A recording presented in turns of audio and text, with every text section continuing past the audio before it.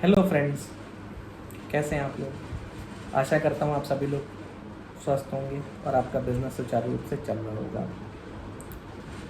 आज मैं फिर आपके सामने लाया हूँ एक बहुत ही इंटरेस्टिंग टॉपिक लेके, जीएसटी के से ही रिलेटेड। आइए आज हम बात करते हैं कि आपकी प्रॉपर्टी अगर आप रेंट पे दे रहे हैं तब उस पर जीएसटी की क्या एप्लीकेबिलिटी है, या अगर आप एक बिजनेसमैन हैं और एक आप प्रॉपर्टी रेंट पे ले रहे हैं तब जीएसटी क्या रेट होगा, आईटीसी आपको मिलेगी कि नहीं मिलेगी, उसका क्या प्रोविज़न है। आइए हम विस्तार से डिस्कशन करते हैं। दोस्तों, वीडियो शुरू करने से पहले अगर आप इस चैनल पर नए हैं और अभी तक सब्सक्राइब नहीं किया है तो सब्सक्राइब कर लें और हमारा उत्साहवर्धन करें। चलिए वीडियो शुरू करते हैं। तो दोस्तों, आज की डेट में मोस्टली लोग आपने देखा होगा कि उनके पास प्रॉपर्टीज़ होती हैं और वो रेंट पे उठा देते हैं। तो प्रॉपर्टी दो तरीके की होती हैं, एक होती है रेसिडेंशियल प्रॉपर्टी और एक होती है कॉमर्शियल प्रॉपर्टी। दोनों का जीएसटी में अलग अलग ट्रीटमेंट है, ध्यान रखिएगा। रेसिडेंशियल प्रॉपर्टी का अलग ट्रीटमेंट है, कॉमर्शियल प्रॉपर्टी का ट्रीटमेंट अलग है। रेसिडेंशियल प्रॉपर्टी क्या होती है ये आपको पता है। रेसिडेंशियल यानी कि एक रेसिडेंशियल एटमॉस्फेयर हो, आसपास में कॉलोनी हो। कॉमर्शियल प्रॉपर्टी क्या है, यानी कि कॉमर्शियल स्पेस हो या फिर आसपास दुकानें हों, मोरलेस शॉप्स टाइप में या मॉल में कोई जगह है तो वो आपकी कॉमर्शियल में आएगी। अगर किसी आपके गली मोहल्ले में कोई जगह है जो कि शॉप नहीं है तो वो रेसिडेंशियल यूनिट में आएगी। आप रजिस्ट्री के पेपर भी चेक कर सकते हैं कि वो रेसिडेंशियल है या कॉमर्शियल है। तो चलिए हम डिस्कस करते हैं कि जीएसटी का क्या ट्रीटमेंट होता है। तो सबसे पहले हम बात करते हैं रेसिडेंशियल प्रॉपर्टी। मान लीजिए आपके पास घर है और आपने उसको रेंट पे चढ़ा दिया।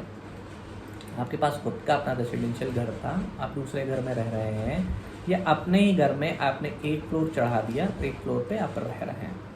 तो यहाँ पे ये ध्यान रखने वाली बात है कि आप कौन हैं, क्या आपका जीएसटी में रजिस्ट्रेशन है या नहीं है। दोनों का डिस्कस कर लेते हैं।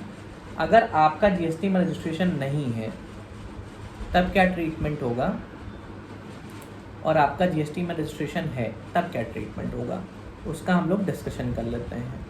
चलिए शुरू करते हैं। अगर आपने कोई यूनिट किराए पे दी है, रेसिडेंशियल यूनिट किराए पे दी है, और जो इसको किराए पे दिया है वो उसको रहने के पर्पस के लिए यूज़ कर रहा है, यानी कि अपने पर्सनल रहने के पर्पस से यूज़ कर रहा है, तब वहाँ पे कोई भी जीएसटी की लायबिलिटी नहीं होगी। लेकिन अगर आपने किसी को रेंट पे दिया है और वो प्रेमिसेस अपने कॉमर्शियल पर्पस से यूज़ कर रहा है, अपने बिजनेस पर्पस से यूज़ कर रहा है। बिजनेस पर्पस से क्या हो सकता है कि वो आपकी प्रॉपर्टी में अपना गेस्ट हाउस बनाया हो और वो पर्सन जीएसटी में रजिस्टर्ड है, तब वहाँ पे जीएसटी की एप्लीकेबिलिटी होगी। कैसे होगी जीएसटी की एप्लीकेबिलिटी?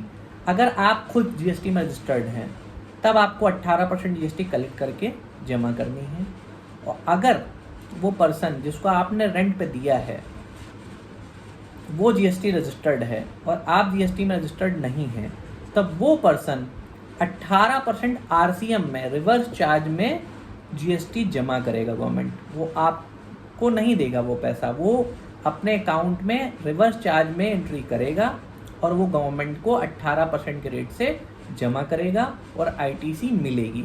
यहाँ पे ध्यान देने वाली बात है, अगर आप खुद बिजनेस रन कर रहे हैं, आप जीएसटी रजिस्टर्ड हैं और आपने कोई भी प्रेमिसेस रेसिडेंशियल एरिया अगर आपने किराए पे लिया हुआ है, तब वहाँ पे आपको आरसीएम में लायबिलिटी आएगी।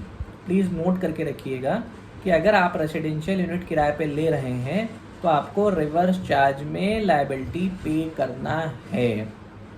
अगर जिससे आपने रेंट पे लिया है वो उसका रजिस्ट्रेशन जीएसटी में नहीं है, अगर वो जीएसटी में रजिस्टर्ड है तब आपको उसको 18% देनी है, जीएसटी देनी है। अगर यही रेसिडेंशियल यूनिट आप अपने खुद के रहने के लिए यूज़ कर रहे हैं, यानी कि वहाँ पे बिजनेस का कोई ट्रांजेक्शन नहीं हो रहा है, कोई बिजनेस पे यूज़ नहीं है, तो आपको किसी भी तरीके से जीएसटी की लायबिलिटी नहीं बनती है। ना ही आपको रिवर्स चार्ज में जीएसटी की लायबिलिटी बनती है, ना ही फॉरवर्ड चार्ज में बनती है। तो आपको ये देख के रखना है। अब हम बात करते हैं कि अगर आपने कॉमर्शियल प्रॉपर्टी रेंट पे ली है। आप रजिस्टर्ड बिजनेस पर्सन हैं और आपने कॉमर्शियल प्रॉपर्टी रेंट पे ली है। तो रजिस्टर्ड पर्सन अगर कॉमर्शियल प्रॉपर्टी रेंट पे ले रहा है तो वहाँ पे आरसीएम नहीं आएगा। नोट करिएगा, आरसीएम सिर्फ और सिर्फ रेसिडेंशियल प्रॉपर्टी किराए पे लेने पे आएगा, कॉमर्शियल प्रॉपर्टी को किराए पे लेने पे आरसीएम नहीं आएगा। ये तो हो गई उसके लिए बात जो किराए पे ले रहा है, यानी कि टीनेंट। लैंडलॉर्ड के लिए क्या प्रोविज़न है? अगर वो जीएसटी में रजिस्टर्ड है तब उसको 18% जीएसटी कलेक्ट करनी है और जमा करनी है। अगर वो जीएसटी में रजिस्टर्ड नहीं है तब उसको कमर्शियल प्रॉपर्टी पर रेंट मिलेगा, वो भी एग्जेम्प्ट होगा अगर वो 20 लाख रुपए से कम मिल रहा है सालाना। तो यहाँ पे आपको देखना है कि आप क्या प्रॉपर्टी ले रहे हैं, रेसिडेंशियल ले रहे हैं या कॉमर्शियल ले रहे हैं। रेसिडेंशियल को 2 पार्ट में डिवाइड करेंगे, उसका यूज़ क्या है। अगर बिजनेस यूज़ के लिए है तो वहाँ पे जीएसटी आएगा, either on forward charge basis और ऑन आरसीएम चार्ज बेसिस, यानी कि या तो जो पर्सन दे रहा है रेंट पे वो जीएसटी रजिस्टर्ड है तो उसको जमा करना है, अदरवाइज जो पर्सन ले रहा है वो जीएसटी रजिस्टर्ड है तो उसको आरसीएम में जमा करना है। अगर कॉमर्शियल प्रॉपर्टी है तो अगर जीएसटी रजिस्टर्ड पर्सन से आप किराए पे ले रहे हैं तभी आप 18% की लायबिलिटी आएगी, अदरवाइज आपको लायबिलिटी नहीं आएगी। तो इन नटशेल हम कह सकते हैं कि अगर आप बिजनेस कर रहे हैं और आप कॉमर्शियल प्रॉपर्टी ले रहे हैं तभी आपका बेनिफिट होगा, क्योंकि आपको आरसीएम में टैक्स नहीं जमा करना है। रेसिडेंशियल प्रॉपर्टी अगर आप बिजनेस पर्पज़ के लिए यूज़ कर रहे हैं तो वहाँ पे आपको रिवर्स चार्ज में टैक्स जमा करना है, एक एक्स्ट्रा कंप्लायंस करनी है। ये ध्यान रखिए, रिवर्स चार्ज में जो भी आप जमा कर रहे हैं टैक्स उसकी आईटीसी आपको मिल जानी है, लेकिन एक एक्स्ट्रा बर्डन आपका आया है जुलाई 2022 यानी कि जुलाई 2022 से अमेंडमेंट आया है, तो आपको ध्यान देना है। जुलाई 22 के बाद वाले सारे ट्रांजेक्शन इसमें कवर हैं, तो अभी ये कंप्लायंस स्टार्ट कर दीजिए।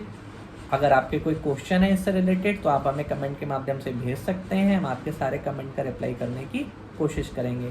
थैंक यू दोस्तों।